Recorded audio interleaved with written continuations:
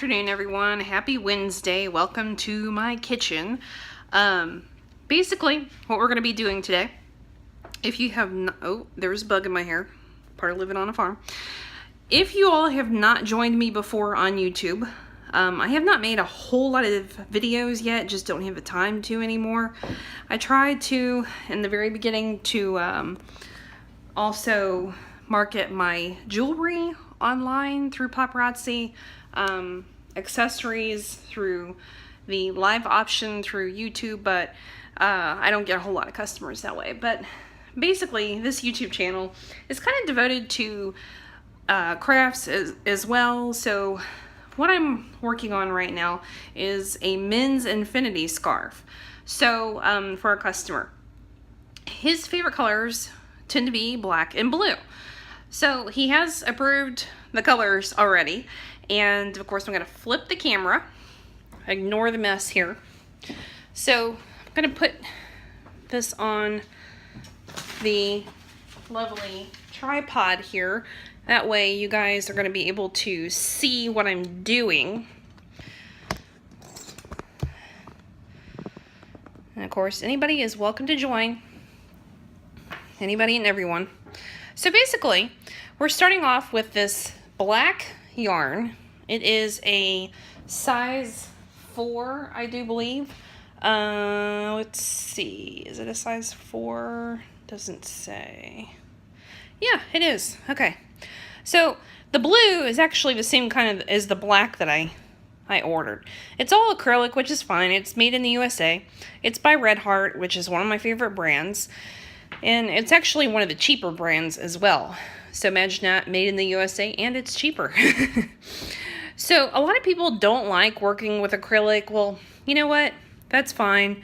I work with all kinds of different materials, and Red Heart is by far the best as far as quality goes that I've ever worked with, as far as the projects that I make, which are usually blankets, mittens, hats, infinity scarves, shawls, you name it, I've made it.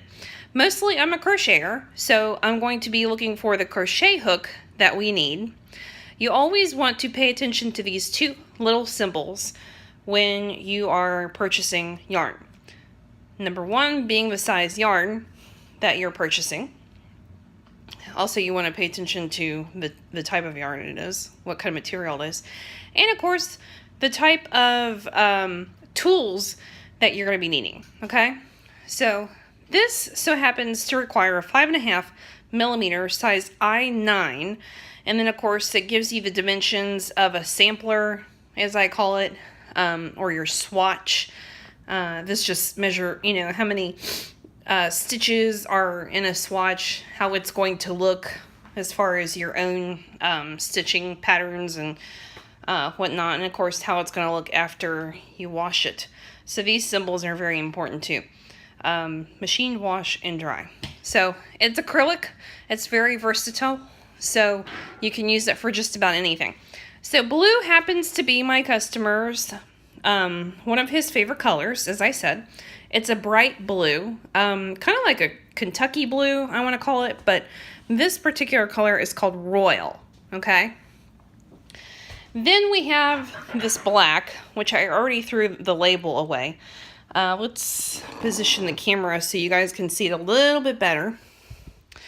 So we have the black, and same type of yarn as the blue, but of course we pay attention to the size crochet hook that we're starting off with, okay? This is very important to note. It is a 5.5 millimeter size I, just like it requires on the label, okay? So that's the type of hook that it's made for. Now, this kind of hook I actually purchased from Hobby Lobby probably about, I want to say a couple years ago, maybe a year or two ago. And it's probably one of the most ergonomical type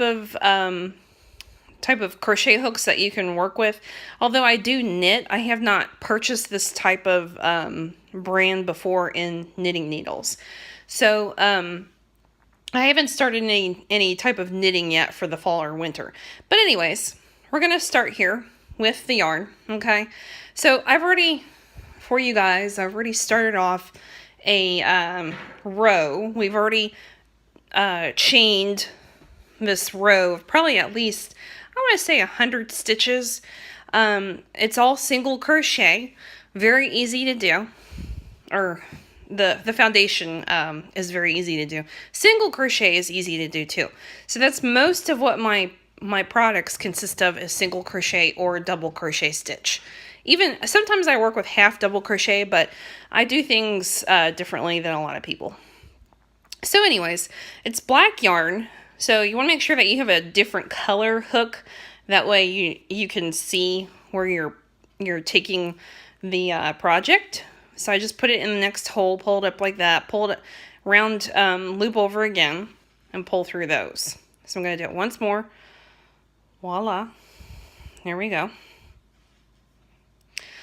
This is actually very relaxing to do at night while watching TV or talking to family, or maybe being at a coffee shop with meeting up with friends or something like that. I really enjoy this. I learned how to crochet probably, I want to say, it's been less than 10 years ago. Maybe 5 to 10 years ago, I can't remember. Well, I took a lesson from a lady to help me with crocheting a hat, and from there it just kind of went all kinds of different places. Now, my grandmother knitted and crocheted as well. She crocheted more often than she knitted. I think just because it's a lot easier and you can do a lot more with crochet than you can with knitting. And crocheting, of course, doesn't take as long as knitting. So basically, my grandmother, when she was still crocheting, she used to take these, I want to say, I think they called them thermal blankets back in the day, that which you would put underneath your comforter to keep your bed warm, nice and warm at night. So the bedroom, my bedroom in her house, was on the second floor. It was an old house, and she had these thermal blankets in both my bedroom and the guest bedroom across the hallway. So I lived with my grandmother for a very short time after my parents were separated, and she was actually kind of like my best friend. So basically, she tried to get me to, learn how to crochet on the edging of these thermal blankets that she did. Well, I still have one here, around here somewhere, that she crocheted in purple. And then she took a piece of satin and she sewed it to the thermal blanket and then stitched our initials in yarn onto the thermal blanket. And one day I will find it in my closet somewhere. I've kept it all these years, kept good care of it as much as I can. But anyways, so crocheting just isn't an old lady's type of hobby. I've met a lot of crocheters that are young people too, that are moms or dads or grandfathers. So I think that's actually quite cool, because it's not just a feminine thing. So crocheting is actually used to be kind of a men's hobby as well, because if you think about it, back in the day, if you're looking at history, men were the ones that were fishermen. So they crocheted and knitted fishing nets. I mean, we're talking like centuries ago, right? Like before the 1800s, maybe into the 1800s. So these men would put together fishing nets made of twine or whatever materials that they had, and this is how they made their living. So basically, they would crochet or knit the net together in order for it to become strong and sturdy and durable, and to make repairs. And a lot of fishing vessels had a guy on board that was very skilled at this craft in order to make repairs to nets, I mean, we're talking about years ago. Fishing was the livelihood among coastlines for a lot of families. My own lineage, back to my great-grandfather, his very first job was on a fishing vessel. His father was the captain of a fishing boat in the North Sea of Germany. And I don't know if he knew how to crochet or knit nets or anything like that, but I bet you either he did or knew someone that did on board.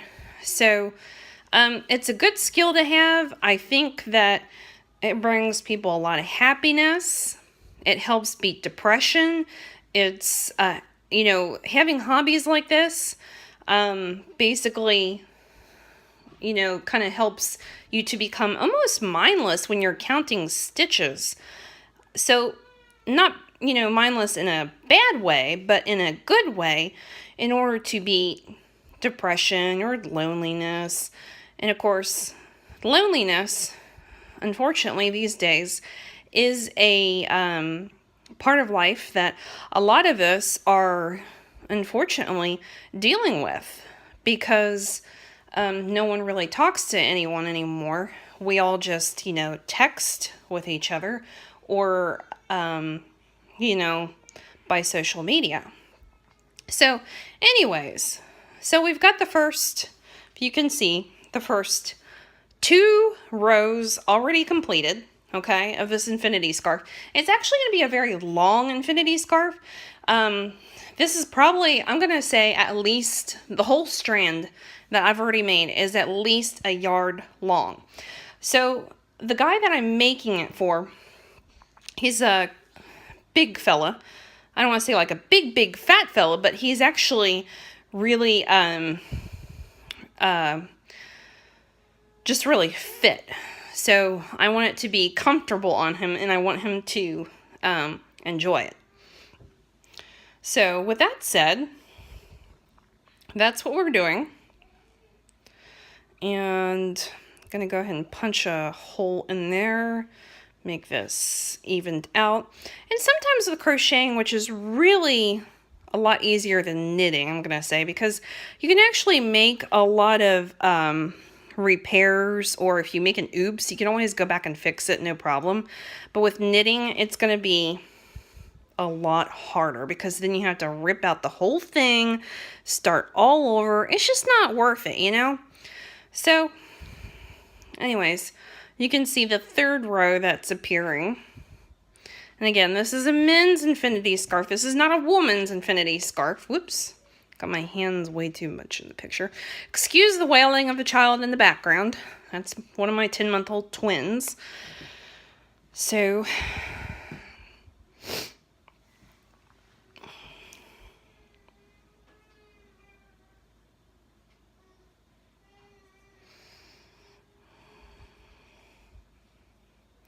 it's actually getting to be quite beautiful. Look at this. I love the texture that it's making. See? And again, it does not have to be perfect, okay? So, you can make it your own. Whatever you want to make. I wish there was a way that I could share this video on social media, but I haven't figured that out yet. Y'all, I am so hot. I don't know why. It's warm in here. Probably because I went hiking this morning.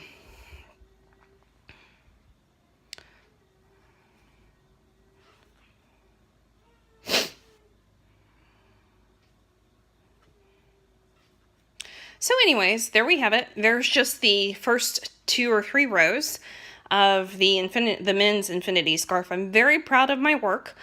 Please follow my YouTube channel. We're going to get off here and go check on the boys.